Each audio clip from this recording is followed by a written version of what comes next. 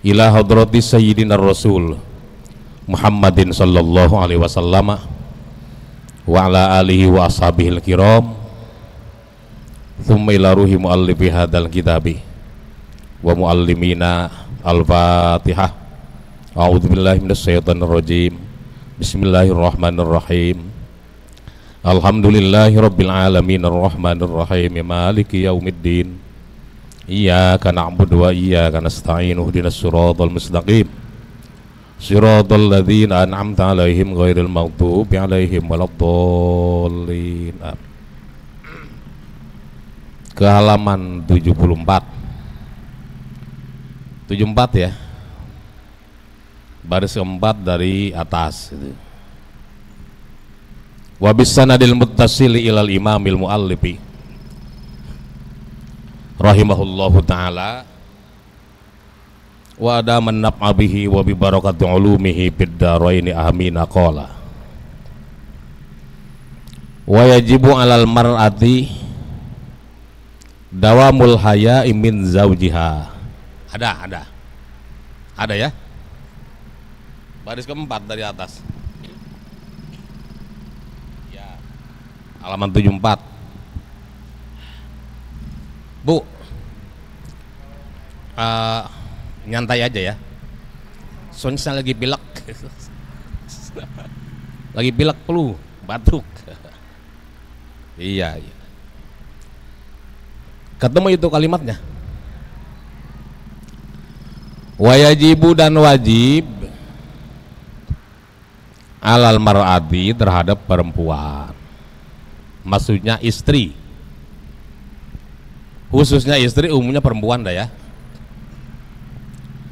Apa yang wajib? Dawamul haya min zaujiha, selalu punya rasa malu kepada suaminya. Kok sama laki malu ya? Ya biar nggak malu-maluin gitu. Jadi perempuan kalau punya rasa malu kagak bakal malu-maluin. Nah yang suka malu-maluin itu ya yang nggak punya rasa malu. Al haya'u minal iman. Malu itu sebagian dari iman.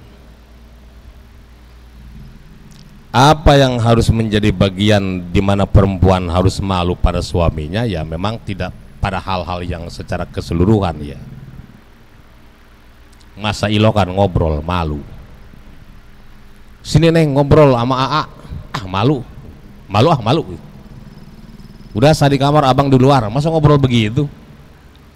Kita dari jendela aja ngobrol. Enggak begitu ya, enggak ya? Ya. Jadi itu harus dipelihara rasa malu itu supaya tidak semua-mua diperlihatkan di hadapan suami gitu. Boleh istri memperlihatkan aurat di depan suami? Boleh. Dilarang-larang juga diminta ngeliatin. Emang hukumnya kayak gitu ya? Iya. Gitu ya. Supaya nanti kalau punya rasa malu, kalau lebahan ngobrol bahasanya dipilih gitu kira-kira ya. Kan sama laki harus lebih bagus daripada ngobrol sama orang lain gitu. Wakilatul mamaroti lahu, dan mengurangi permusuhan dengan suami. Mengurangi permusuhan dengan suami itu, tapi alasannya bisa aja perempuan, orang gara-garanya dia gitu, yang ngegara-garain lakinya gitu. Iya, biar yang ngegara-garain lakinya juga sebisa mungkin perempuan meredam. Kalau bensin ketemu api mak jadi kebakaran ya. Jadi kalau yang satu panas, yang satunya lagi adem gitu. Kurangilah permusuhan, pertengkaran antara suami istri, wabil khusus di depan anak-anak.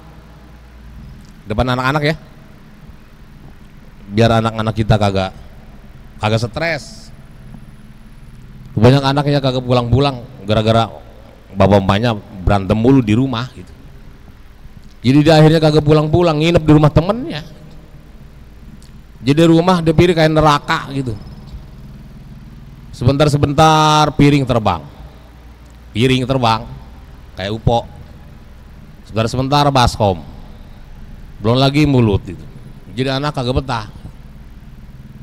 Jadi kalau mau berantem, berantem aja, tapi berantem yang manusiawi. Soal kesel apa pasti ya. Ibu pernah kesel sama laki? Sering kali. Sering ya. Iya, saya juga sering saya juga. Itu mah manusiawi lah, orang kita punya perasaan kok. Tapi bahwa kemudian kita diberikan cara untuk penyelesaian terbaik, itulah kita manusia, bedanya ya. Gitu.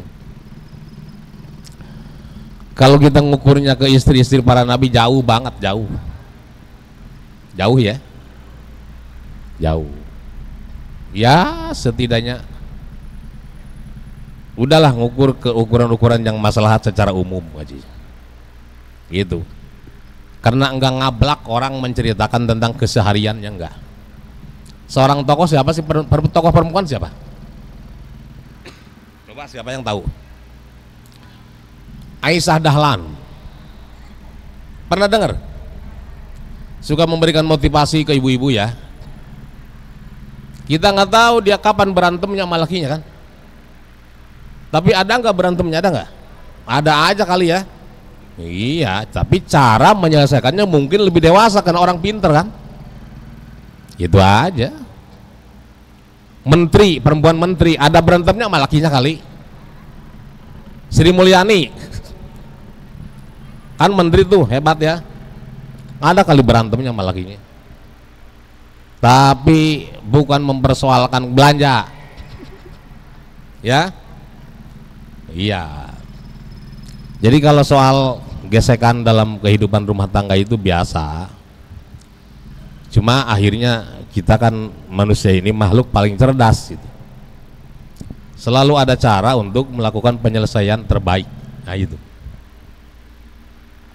Wa ghaddu tarbiha kudamahu, wajib bagi seorang istri ghaddu pihak kudamahu, menundukkan pandangan di hadapan suami. Kalau lagi ngobrol sama laki, nunduk, kali aja jatuh duitnya, jatuh aja ke situ. Nunduk ya. Kalau lagi ngobrol sama laki, jangan kesannya banyakan dia ngomongnya. Ini ngobrolin laki bini nih, yang banyakan ngomong bininya, lakinya jadi pendengar setia jadinya. Jadi seharusnya ternyata kalau lagi ngobrol nih laki bini tuh nunduk gitu. Saya baca satu penjelasan tentang kesopanan seseorang dalam berkomunikasi dengan yang lain itu adalah ketika dia ngobrol dengan lawan bicaranya tapi dia nunduk gitu ya. Terus ini juga bisa jadi solusi bagi keselamatan ibu-ibu siapa aja dari kejahatan orang-orang yang punya keahlian menghipnotis. Hipnotis tahu? Ya. Jadi kalau kita ngobrol kita sambil tatap matanya, katanya gimana ya? Nah, itu. Jadi itu. Jadi tatap mata saya, gitu kira-kira. Di apa itu acara dulu ya? Itu jadi menundukkan pandangan pada saat ibu berhadapan dengan suami. Itu bagian dari kesopanan seorang istri. Gitu ya. Supaya tidak mengesankan bahwa dia berani terhadap suaminya. Sebab gini, suami itu kan status. Jadi kalau sudah bicara status, maka segala sesuatu yang menyangkut soal kehidupan sosial, keilmuan dan lain-lain itu dikesampingkan akhirnya ya. Istri pinter nih, suaminya bodoh, tetap aja seorang istri wajib wajib taat dan wajib sopan santun pada suaminya, karena status itu yang memperkuat dia gitu. Bukan lantaran pinter bodohnya. Istri penghasilannya lebih gede, suami lebih kecil, tetap aja dalam status sebagai seorang suami dia berhak dihargai, gitu loh ya. Nah itu kan kalau zaman sekarang kondisi kayak gitu itu mungkin terjadi. Ada seorang istri yang penghasilannya gajinya lebih gede ketimbang lakinya. Status sosial seorang istri ada lebih tinggi ketimbang lakinya. Popularitas seorang istri lebih hebat ketimbang lakinya. Keilmuan dan sebagainya lebih hebat. Tapi status sebagai istri tetap istri. Dan itu kalau dipelihara sama ibu-ibu, dijaga sebagai status sebagai seorang istri, ini luar biasa, kemuliaannya luar biasa. Gitu loh ya. Jadi sekali lagi bahwa segala peraturan yang berlaku dalam kaitan menjalani kehidupan keluarga suami dan istri itu lebih diperuntukkan bagi cara bagaimana memelihara kemuliaan seorang perempuan. Gitu nih. Ini perempuan dalam hadis disebutnya imadul bilad. Apa imadul bilad? Tiang negara. Jadi ibu-ibu tiang negara ini. Bukan cuma laki-laki itu. Layaknya sebagai tiang harus kokoh gitu. Harus kokoh. Kekokohan itu disebabkan oleh karena lantaran mereka menjaga muruah. Apa muruah? Kehormatan sebagai seorang perempuan. Gitu loh. Ya. Tidak ada diskriminasi, tidak ada apa tuh? Diskriminasi itu apa? Tidak ada pandang bulu, ya. Tidak ada pandang bulu di dalam penerapan hukum yang berlaku bagi manusia itu. Semua diuntungkan oleh aturan. Semua maslahat, ya. Hukum itu semua maslahat. Wa ta'atu li zaujiha li amrihi. Wa ta'atu li amrihi, dan wajib bagi seorang perempuan untuk selalu taat pada perintah suami. Tapi perintah yang tidak keluar dari aturan agama gitu. Kalau untuk perintah-perintah yang sudah bertentangan dengan agama kagak wajib taat bu ya.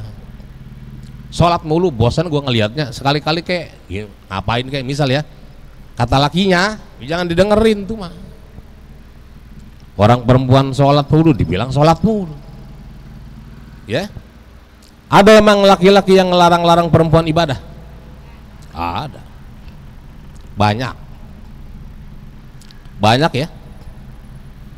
Itu dari lantaran dia memang nggak seiring kali ya. Jadi kalau terjadi sewaktu-waktu suami memerintahkan hal-hal yang sudah bertentangan dengan aturan agama, nggak wajib taat. La ta'ata li makhluqin fi maksiatil khaliq. Tidak wajib taat pada makhluk. Suami kan makhluk ya. Suami itu makhluk. Nggak wajib taat sama makhluk dalam hal yang mendurhakai Allah Ta'ala. Jadi yang wajib taat yang mana? Pertama yang wajib, kedua yang mubah gitu loh, yang boleh. Contoh gini, ke warung hukumnya apa? Ke warung hukumnya apa? Boleh ya, boleh, mubah. Artinya dibilang wajib di Quran kagak ada perintahnya. Mang ada di Quran, ayo ibu-ibu biar sering-sering ke warung, ayo. Kalau perlu bawa buku, nggak ada kan? Dibilang haram juga nggak ada larangannya, maka berarti hukumnya mubah. Tapi kalau sudah jadi perintah suami, jadi wajib. Manggilnya mak ke warung dong, pasti mak. Ngapain beliin rokok nih? Gitu. Misal ya, wajib itu. Sederajat dengan posisi ulul amri.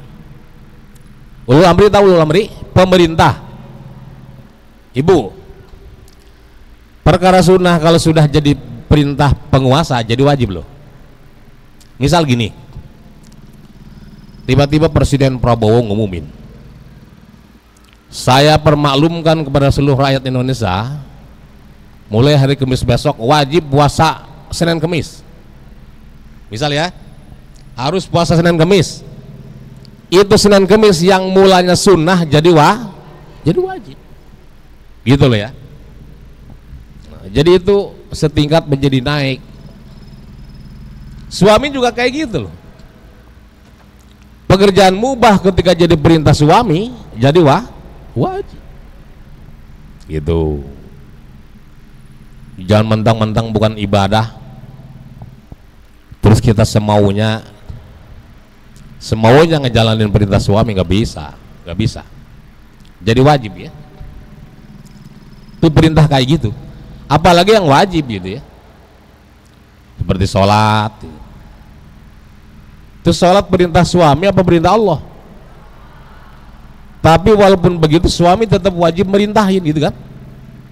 Setidaknya ngingetin gitu. Walaupun tidak berhak memberikan sanksi. Tidak berhak memberikan sanksi atas keteledoran seorang istri. Kagak sholat bini gue gitu. Misalnya hukum dah, nggak boleh ya. Jadi kalau soal hukum itu Allah Ta'ala urus, karena kaitan dengan hakullah. Tapi kalau sudah kaitan dengan pelanggaran atas perintah suami, boleh menghukum loh. Suami memerintahkan sesuatu pada istri, istrinya kagak lakuin, boleh hukum, boleh. Tapi kalau kaitan dengan perintah Allah Ta'ala kagak boleh. Hanya sebatas ngingetin aja. Itu kalau dipikir-pikir kayak sama kita nih peraturan nikmat gitu-gitu ya. Artinya maslahat berlaku buat semua gitu. Wajib taat ya. Bahkan posisi laki-laki, maksudnya posisi seorang suami dalam hal bahwa dia wajib ditaatin hampir mentok ke level sebagai Tuhan ya. Hampir kayak gitu. Kata Nabi, andai kata sujud boleh, sujud pada orang andai kata boleh, yang paling layak tuh sebetulnya istri sujud sama lakinya gitu. Berhubung sujud kagak boleh kalau sama makhluk ya, maka nggak diperintahin gitu. Wasukutu inda kalamihi, dan wajib bagi seorang istri diam inda kalamihi ketika suami lagi ngomong. Jadi kalau laki lagi ngomong diam, nah diamnya dengerin, bukan diam nganduk tuh dia tidur, dengerin. Nanti apa yang diomongin itu yang dilakuin sama dia nantinya. Jangan pas laki ngomong dia ngomong lagi. Tunggu kalau mau ngomong sampai laki berhenti ngomong. Nah, kita ngobrol sama orang lain juga kayak gitu, kagak betah ya. Kita ngomong belum kelar nih, dia udah ngomong lagi. Gantian kata kita mah. Apalagi sama laki.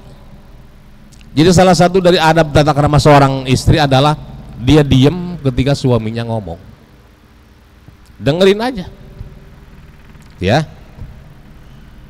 Wal qiyamu inda kudumihi, dan berdiri pada saat suami datang dari mana-mana.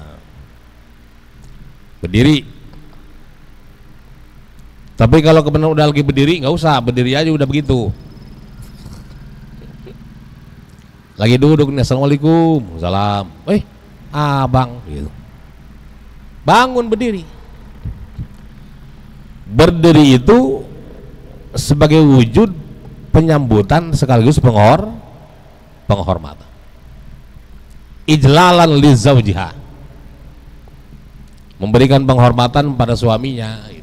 Itu berdiri itu jadi adat orang Islam ya.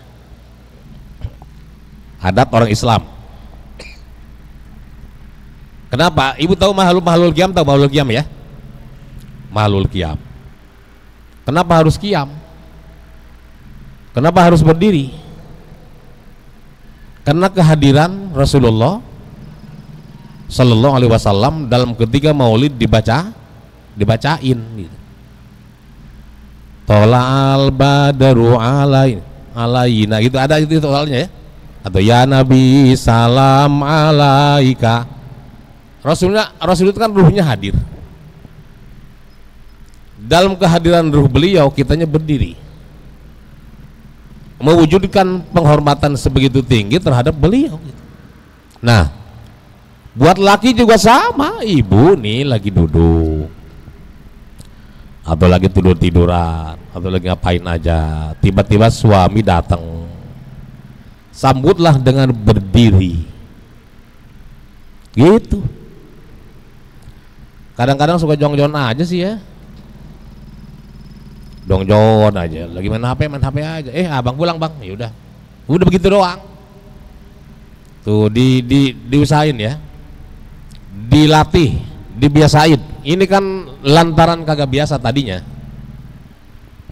Jadi pembiasaan terhadap hal-hal baik itu harus dimulai supaya nanti jadi biasa dan tidak kaku. Dan akhirnya kalau tidak dilakukan ada kehilangan dalam diri kita ya.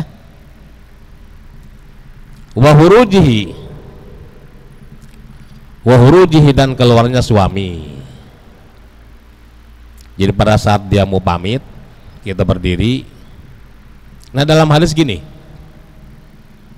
setidaknya seseorang untuk memberikan penghormatan bagi orang yang keluar rumah, entah itu tamu atau suami kita, dia melangkah 3 langkah ke depan pintu. Anterin suami kalau mau pergi ke depan pintu ya. Kecup keningnya mah di dalam aja, nggak usah di luar. Di situ tinggal cium tangannya aja. Ibu, suami mengecup kening istrinya itu luar biasa pahalanya ya. Pahala buat siapa? Ayo, buat suami. Nah, buat ibu mana? Kalau pahala buat istri, kalau pengen gede pahalanya, nanti tunggu kalau suami pulang Jumat dicium. Itu pahalanya sama dengan mencium Hajar Aswad. Hebat ya, lebih gede lagi ya. Jadi kalau hari Jumat tunggu di rumah, nunggu laki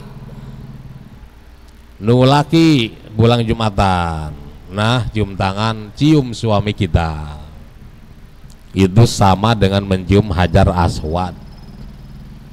Ibu tahu nggak mencium Hajar Aswad itu efeknya? Ada yang pernah cium Hajar Aswad nggak? Nggak apa-apa. Istislam nggak apa-apa. Gitu ya. Itu Hajar Aswad nanti di hari kiamat. Dia bilang sama Allah, ya Allah, siapa saja orang yang pernah menciumku, kutunggu di sini buat bareng-bareng masuk surga. Dia nunggu orang yang menciumnya di pintu surga. Kan ada laguku, nanti dirimu di pintu surga, di pintu surga. Lagu siapa itu? Memang iya, Hajar Aswad nunggu di pintu surga. Artinya apa? Hebat berat itu pekerjaan mencium Hajar Aswad. Ongkosnya gede tapinya. Udah sampai ke sono. Di sononya juga rebutannya luar biasa sama orang-orang lain kan. Sehingga tidak semua orang yang bisa tawaf kemudian lalu dia bisa mencium Hajar Aswad. Ya udah yang gratis aja tiap hari Jumat ada di rumah. Gitu. Laki ya. Masya Allah itu ibadah luar biasa. Makanya Nabi Musa iri. Ada umat yang lahir belakangan masuk surga duluan. Ya kita maksudnya ya. Kan nanti di akhirat di surga kagak ada orang yang boleh masuk mendahului umat Nabi Muhammad Sallallahu Alaihi Wasallam. Ada juga umat yang umurnya pendek-pendek, pahalanya banyak banget. Kita ini paling tua, kita berapa? Ya 100 lah ya. Jarang dah 80 70 rata-rata pamit. Udah pergi ke sana, pergi duluan. Umurnya 70 tahun, pahalanya melebihi 70 tahun. Nah itu tadi, ada banyak fadilah yang kalau diamalkan pahalanya melampaui batas kewajaran. Coba ntar bulan puasa, kalau ibu ketemu apa? Nah, Lailatul Qadar sama dengan ibadah 83 tahun. Umurnya belum tentu 83, tapi bisa dapat pahala segitu. Nah itu. Jadi ini berkah ya. Berkah ibu-ibu, andai kata mau ambil ini tawaran luar biasa, hanya sekedar menjalankan tugas seorang istri yang baik untuk hal-hal yang sebetulnya jadi kebiasaan sederhana, jadi ibadah besar. Tiba nganterin laki ke pintu gitu, ibadah. Ngantrinya juga mau kerja, ntar pulang baduit dia, ya kan? Wa idharul hubbi lahu indal kurbi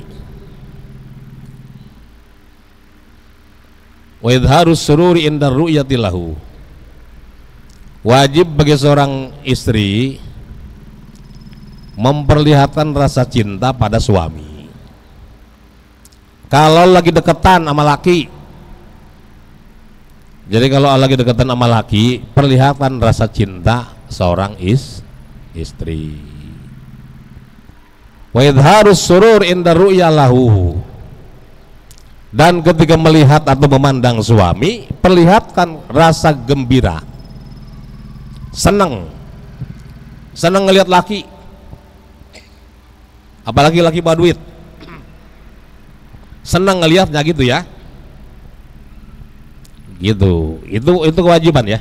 Wa ardu nafsiha inda iradatin naum, dan wajib untuk mempersilahkan dirinya ketika mau tidur. Bang, mau tidur kagak? Mau tidur dulu apa mau saya layanin dulu nih, gitu kira-kira. Ih bener. Emang bener begitu. Ini serius nih ya. Abang mau langsung tidur apa mau saya pijitin gitu. Nah, apa yang dia jawab itulah yang harus dilakukan oleh istri. Gitu. Ya kalau abang mau tidur, saya mau wudu. Kau wudu? Iya, wudu buat tidur. Kalau abang mau saya pijitin dulu. Artinya dengan begitu, itu kalimat bisa dimengerti bahwa seorang istri mempersilahkan segala keseluruhannya kepada suami.